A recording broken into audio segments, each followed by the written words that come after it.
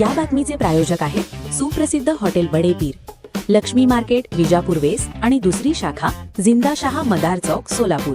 सोलापूर शहरात अवैध शस्त्रांच्या वापरावर नियंत्रण आणण्यासाठी राबवण्यात येत असलेल्या विशेष मोहिमेदरम्यान शहर गुन्हे शाखेने तलवार घेऊन सार्वजनिक ठिकाणी दहशत माजवणाऱ्या इसमास ताब्यात घेण्यात यश मिळवले आहे. पोलीस आयुक्तालयाकडून गुन्हे शाखेला अवैध शस्त्र, अग्निशस्त्र वापरून होणाऱ्या गुन्ह्यांवर कठोर कारवाई करण्याच्या सूचना देण्यात आल्या होत्या. त्या अनुषंगाने गुन्हे शाखेचे सहाय्यक पोलीस निरीक्षक शंकर धायगुडे व त्यांच्या पथकाला 4 एप्रिल रोजी खात्रीशीर माहिती मिळाली की संत तुकाराम चौकाजवळील एसटी स्टँड क्रमांक 2 समोर गुरुनानक चौकाकडे जाणाऱ्या रस्त्यावर एक इसम हातात लोखंडी तलवार घेऊन आरडाओरड करत दहशत निर्माण करत आहे. ही माहिती वरिष्ठ पोलीस निरीक्षक अरविंद माने यांना देण्यात आल्यानंतर त्यांच्या मार्गदर्शनाखाली पथक तात्काळ घटनास्थळी दाखल झाले. तेथे संबंधित इसम हातात तलवार घेऊन लोकांमध्ये भीतीचे वातावरण निर्माण करत असल्याचे निदर्शनास आले. पोलिसांनी प्रसंगावधान राखत शिताफीने त्याला ताब्यात घेतले. ताब्यात घेतलेल्या इसमाने आपले नाव मोहन नागनाथ पोतू, वय 37, राहणार शास्त्रीनगर असे सांगितले. पंचांसमक्ष झडती घेतली असता त्याच्या ताब्यात सुमारे 2 फूट लांबीची लोखंडी तलवार जप्त करण्यात आली. सदर प्रकरणी आरोपी विरुद्ध भारतीय हत्यार कायदा कलम 4 व 25 तसेच महाराष्ट्र पोलीस अधिनियम कलम 135 अन्वये सदर वसार पोलीस ठाण्यात गुन्हा नोंद करण्यात आला आहे.